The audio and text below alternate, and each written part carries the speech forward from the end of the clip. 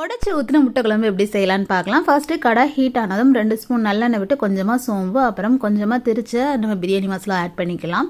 இப்போ நான் இதோட பெரிய மீடியம் சைஸ் வெங்காயத்தை வந்து 2 ஆட் பண்ணியிருக்கேன். இது நல்லா ஒரு 50% to 90 குக் ஆன பிறகு இஞ்சி பூண்டு பேஸ்ட் சேர்த்துக்கலாம். இஞ்சி பூண்டு பேஸ்ட்டோட பச்சை வாசம் ஸ்மெல் பண்ணோன்னே நான் இன்னைக்கு 2 நல்ல பெரிய தக்காளியை வந்து அரைச்சி சேர்த்துருக்கேன். அரைச்சி சேர்க்கும்போது கலர் நல்லாயிருக்கும். இதோட மசாலா அப்படின்னு பார்க்கும்போது 1 ஸ்பூன் மஞ்சள் தூள், 1.5 ஸ்பூன் மல்லித்தூள், அப்புறம் கொஞ்சமாக காரத்துக்கு வத்தல் தூள் சேர்த்து நல்லா தண்ணி விட்டு கிளறி நீங்கள் நல்லா மூடி போட்டு வேக வைங்க. இது வேக வச்சிடும். சைடில் வந்து நாம் ஜாரில் கொஞ்சமாக தேங்காய் அப்புறம் கேஷ்யூம் சேர்த்து நல்லா ஃபைன் பேஸ்ட்டாக அரைச்சி இப்போ இதை அந்த கிரேவி கூட சேர்த்துக்கலாம். கிரேவி டெக்ஸ்சர் பார்த்திங்கன்னா ரொம்ப டேஸ்ட்டாக இருக்கும். இதை வந்து ரைஸ், சப்பாத்தி இதுக்கெலாம் கூட வந்து ரொம்ப அட்டகாசமான காம்பினேஷனாக இருக்கும். இப்போ இந்த மிக்சரில் உள்ள பேஸ்ட்டையும் இந்த கிரேவி கூட சேர்த்துட்டு கொஞ்சமாக தண்ணி விட்டு நல்லா மூடி போட்டு வேக வைங்க. எண்ணெய் பிரிய ஆரம்பிக்கிற டைமில் நீங்கள் வந்து எக்கு ஆட் பண்ணிக்கலாம்.